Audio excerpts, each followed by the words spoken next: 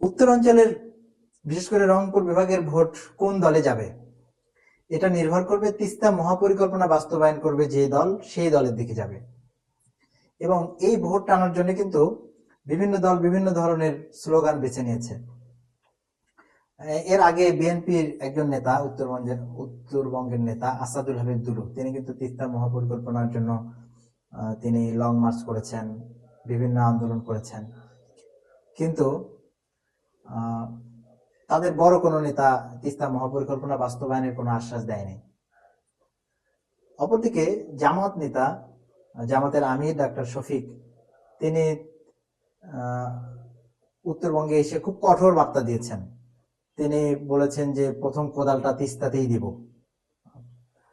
তো এই রংপুর বিভাগের ভোটগুলো পাওয়ার ক্ষেত্রে তিস্তা মহাপরিকল্পনা একটা ভালো ভূমিকা পালন করবে, এটা হচ্ছে ফার্স্ট কথা। কিন্তু তিস্তা মহাপরিকল্পনা কেন গুরুত্বপূর্ণ?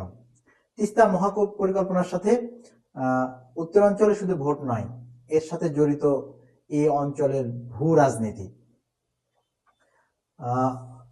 তিস্তা কিন্তু একটা বড় নদী, উত্তরাঞ্চলের 5টা জেলা দিয়ে এই নদী বয়ে গেছে। লালমনিরহাট, নীলফামারী, কুড়িগ্রাম, রংপুর, গাইবান্ধা, এই জেলার উপর দিয়ে কিন্তু এই নদীগুলো গেছে। এবং এই নদী পানি নিঃশেষণ করার ফলে নদীটা কিন্তু শীতকালে একবারে মারা যায় এবং এই অঞ্চলের ফসল আবাদের উপর ব্যাপক প্রভাব ফেলছে এবং এই অঞ্চলের পরিবেশের উপর ব্যাপক প্রভাব ফেলছে। এবং এই তিস্তার কারণে কিন্তু উত্তরাঞ্চল পুরোটা হুমকির মুখে পড়েছে। তিস্তা মহাপরিকল্পনার জন্য বাংলাদেশ সরকার নিজস্ব একটা বাজেট করেছে 12,000 কোটি টাকার। এর আওতায় কিন্তু বিভিন্ন সেচ প্রকল্প হবে, তারপরে হচ্ছে বাঁধ হবে, খাল খনন হবে এবং এমনকি জলবিদ্যুৎ পর্যন্ত এখান থেকে উৎপন্ন করে এটা একটা স্বয়ং সম্পূর্ণ একটা এলাকা তৈরি করবে।